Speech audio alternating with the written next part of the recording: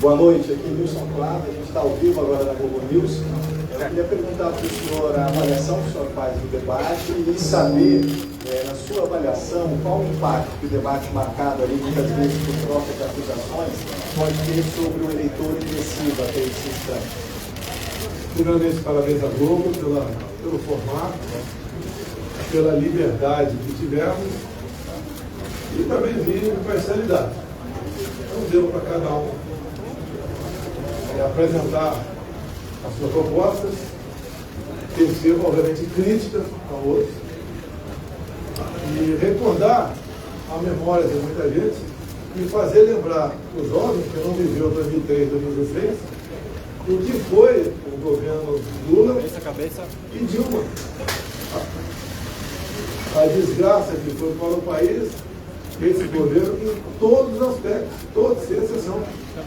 Principalmente a pressão econômica, quando acabamos em 2015, 2016, que o Brasil numa recessão, uma destruição de 3 milhões de empregos, sem pandemia, sem guerra, apenas corrupção.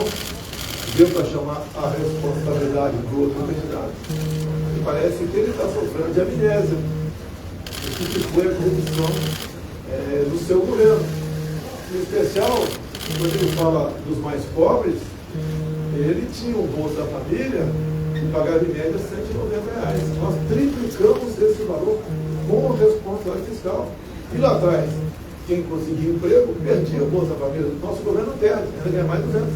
E nós queremos todos trabalhando. Além das questões econômicas, reduzimos o preço dos combustíveis, sem canetaço, com a ajuda do parlamento. Estamos no 3º mês com deflação. Os números da economia são sempre revistos semana a semana para cima. O Brasil está bem no mundo todo da sua política externa. Mas já viu o que aconteceu comigo e a Rússia, trazendo fertilizantes para cá. E temos hoje negócios com 190 países na todo mundo. Estamos tendo recorde de entrada de dólar aqui para investimento. O país, o Brasil, é um porto seguro. Há uma confiança no seu governo, por mais que alguns queiram. Falar o contrário, a verdade está aí. E quando se fala em número, você não tem que contestar. Tem coisa errada ainda? Tem. Né? Vamos aperfeiçoando. Muita gente muito mais preocupada do que eu falo, do que eu faço. Peço desculpa se sou meio grosso de vez em quando, falo palavrão ou outro, peço desculpa. Mas eu vou melhorando. E o que interessa? Que mesmo passando por uma pandemia, muita gente perdendo a vida, uma crise de falta d'água enorme. O ano passado, uma guerra esse ano, estamos indo muito bem. O mundo está assustado da forma positiva como o Brasil está na economia. Vamos crescer mais que a China. Temos inflação menor do que a Europa, do que os Estados Unidos. E se compararmos aqui com outros países da América do Sul, que tem uma ideologia exatamente igual ao do Lula, isso com toda certeza faz com que os indecisos voltem para o nosso lado. E quem votou sem convicção para o lado de lá, reflita e venha para o nosso lado. Esse é o balanço que eu faço aí do debate.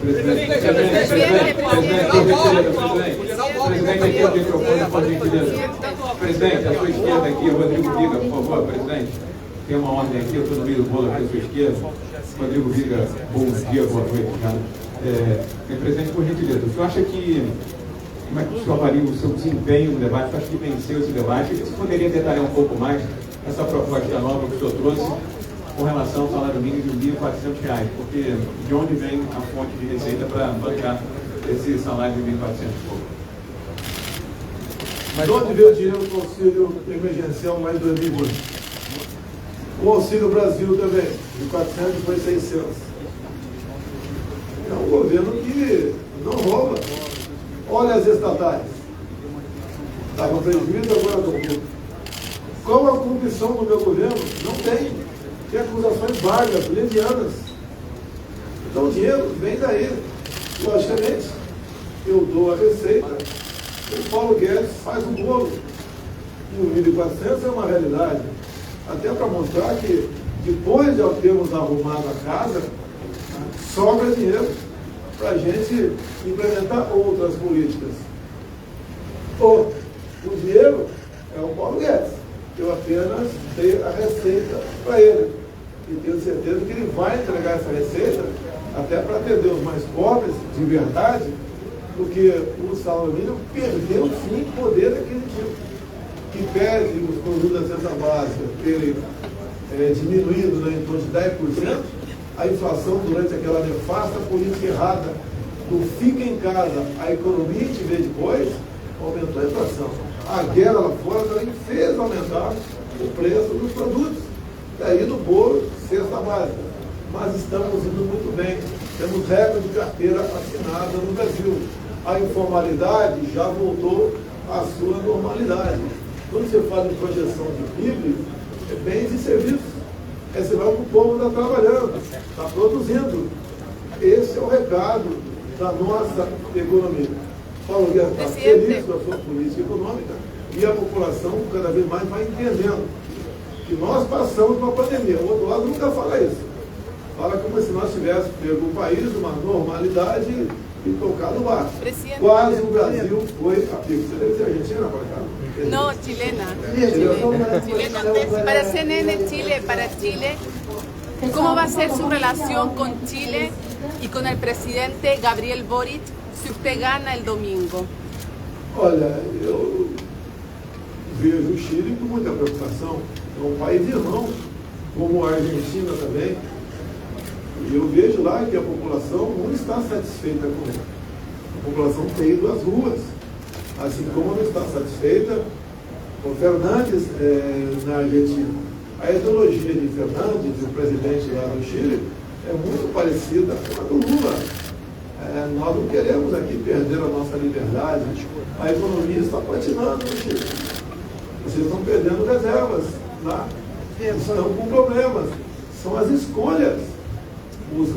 Alguns amigos chilenos que eu tenho aqui têm me relatado muita preocupação com essa política seguinada à esquerda do Chile. Ele disse que nunca esperava que o Chile fosse dar essa guinada tão para a esquerda. E lá a população se omitiu, grande parte não foi votar. Então quem escolheu foi uma pequena parte da população. Eu espero que não aconteça o mesmo no Brasil. Que a população vá votar, compareça às urnas, leve os mais idosos. Na maioria dos estados é um voto só para presidente. Em poucos dos estados são 2 votos para presidente. Tá? Convençam outras pessoas, eu peço, por exemplo, os meus eleitores, convençam as pessoas. Se cada um conseguir mais um voto até lá, está excelente. Nós vamos ganhar as eleições. Eu acredito que nós já viramos, né? Simplesmente pelos práticos que nós temos em São Paulo. Uma questão para a comunidade internacional, foi debatida aqui durante vários minutos a questão do relacionamento do Brasil com a comunidade internacional. Esqueci-me da RTP, Portugal, Pedro Saguerra, o senhor falou aqui que tem mantido um bom relacionamento com a comunidade internacional. Mas o que é facto é que poucos são os presidentes da comunidade internacional e, sobretudo, da Europa, que se têm referido ao Brasil e, quando se referem ao Brasil, referem-se com enorme preocupação em relação ao resultado destas eleições. Eu gostava de saber a sua opinião. Eu não entendi o que você falou. Não entendeu? Olha, eu entendi. Se quiser, repetir. Não, mas se você vai repetir, eu vou continuar não entendendo, tá? Eu não falo espanhol nem portunhol. Eu falo portunhol. Desculpa aqui, eu não falo, mas vê se eu entendi aqui. Eu tive há pouco tempo com o Biden. Tive uma reunião bilateral com ele, depois uma outra reservada.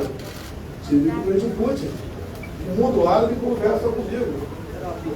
A Europa está caminhando o nosso acordo com a União Europeia e Mercosul. Aqui na América do Sul, obviamente, esfriou algumas relações, mas temos boas relações com o Uruguai, temos com o Paraguai, entre outros países, sem problema nenhum. Sou candidato a presidente, sou candidato, eu vou embora. Se eu sou candidato, eu vou embora. Então, por favor, sou presidente da República, candidato era lá dentro. Então, o Brasil tem um bom relacionamento com o mundo todo, temos assinado vários acordos, temos negócio com 190 países aproximadamente, um excelente negócio com a China também, que depende de nós para a sua segurança alimentar. E estamos tocando o barco. Temos uma equipe de ministros nunca vista na história do Brasil, não tem indicação político-partidária, tanto é que nós conseguimos apresentar resultados. Coisa rápida para vocês aqui, só nesse mês, por exemplo. Licitação do metrô de BH, 2,8 bi nosso, 400 milhões 200, vai ser feito agora em dezembro. Cota 762, que interessa para o turismo da região. Está mantido. Quando se aproximar a empresa caindo próxima da 762, vai contratar já termoelétricas mais baratas. Não vamos esperar chegar na 762 para tomar providência.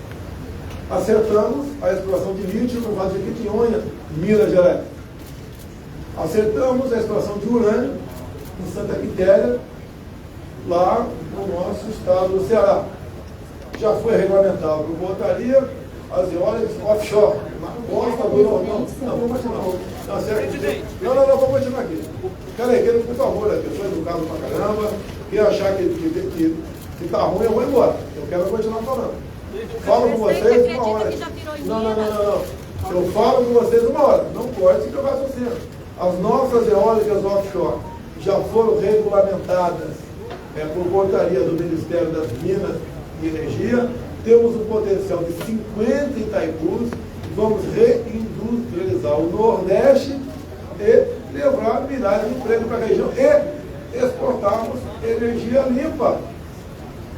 Com a Eletrobras, a privatização, arranjamos recursos também dessa privatização para nós revitalizarmos a bacia do São Francisco. Ou seja, a água para o Nordeste sai do São Francisco.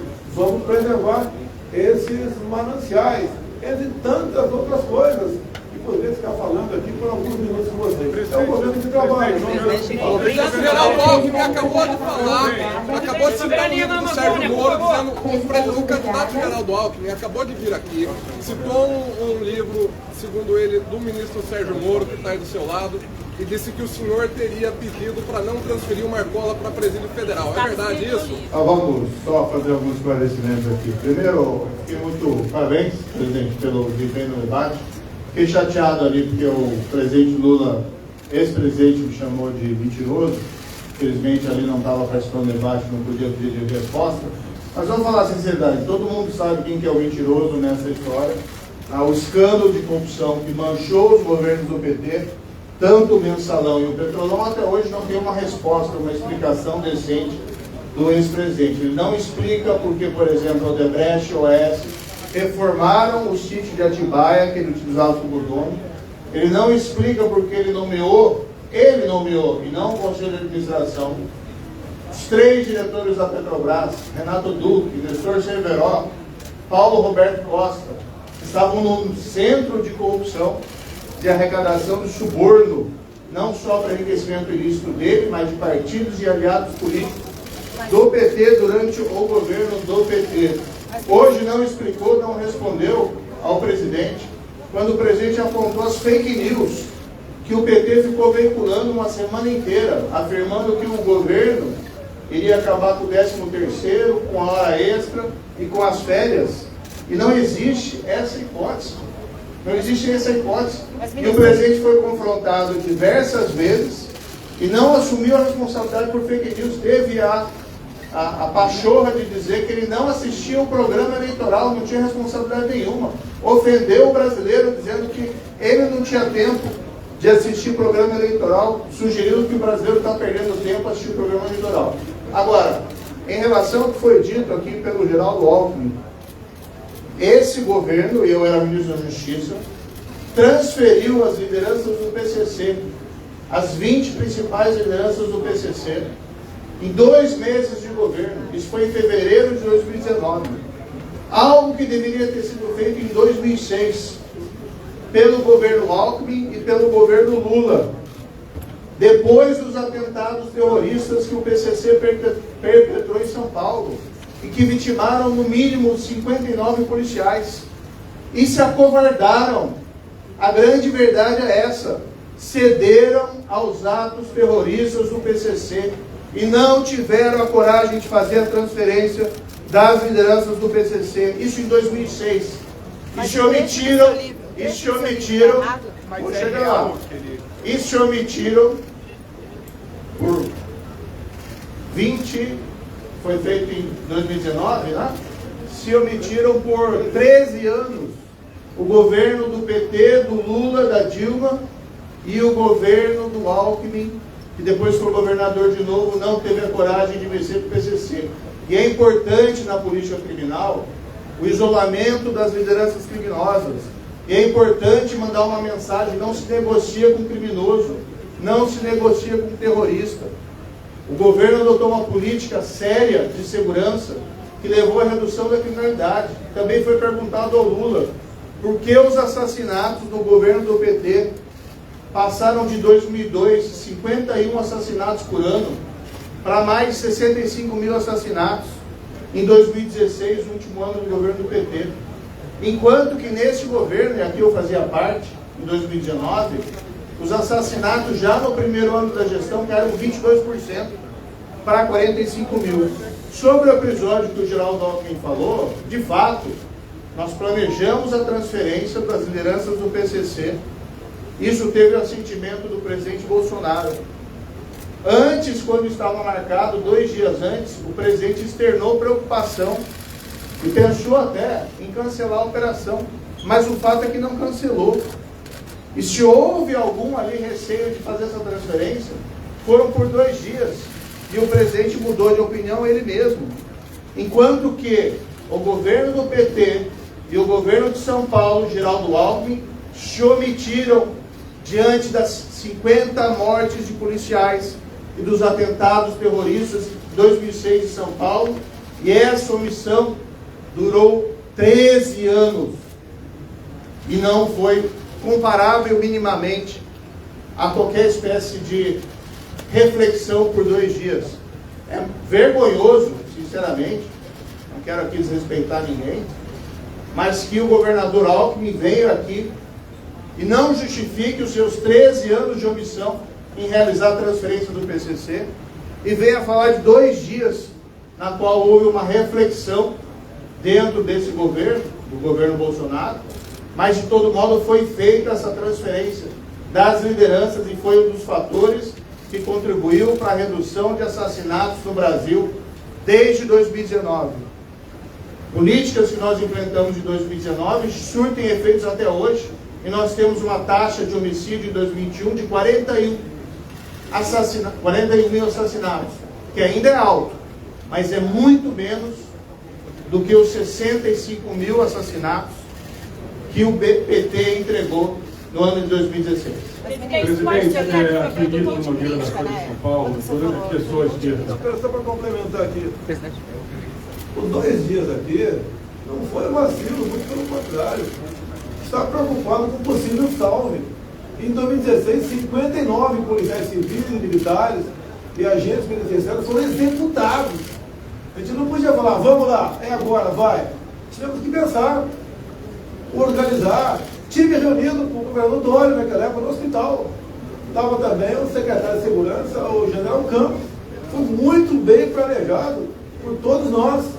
E foi feita a transferência, que foi um sucesso.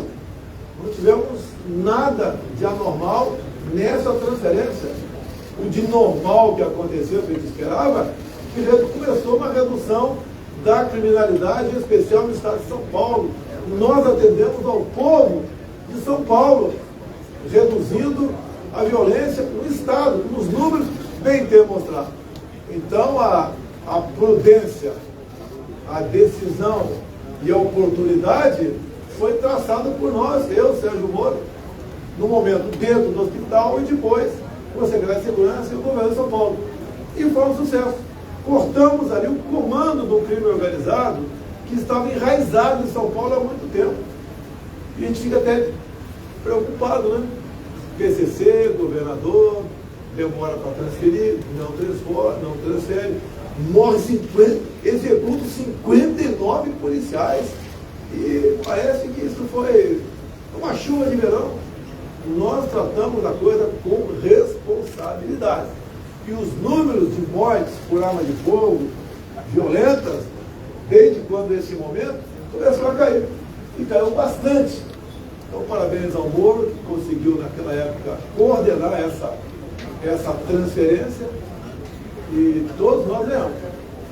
Conosco não tem conversa com líderes de facção criminosa, como o cara foi lá no Rio. Ele não foi lá conversar com o pessoal da comunidade, o pessoal pobre, o pessoal honesto, foi ver o voto deles e conversar com a criminalidade. E nós encontramos aqui um dos programas do PT, o Lula até não contestou, é voltar à campanha do desarmamento. Eu perguntei para ele se ele conversou lá com a facção lá do CPX, a devolução de fuzis não tocou no assunto. Senhor presidente, Eu acha vou sempre repetir aqui pesquisa? a informação de que o ex-presidente negociou a ida dele, à sua esquerda aqui, à sua esquerda. O senhor voltou a repetir agora, repetir um debate que o ex-presidente Lula negociou a ida dele ao Complexo Alemão com traficantes, com chefe de tráfico.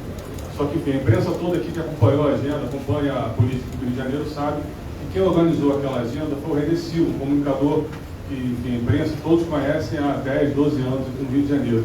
Então eu queria saber por que o senhor tem insistido nessa informação, nessa mentira de que ele organizou... Você tem moral para chamar de mentiroso? Essa informação Você tem moral para chamar de mentiroso? Essa informação é uma mentira. O cara entrou. O senhor está repetindo essa Presidente, informação. soberania na Amazônia, por favor.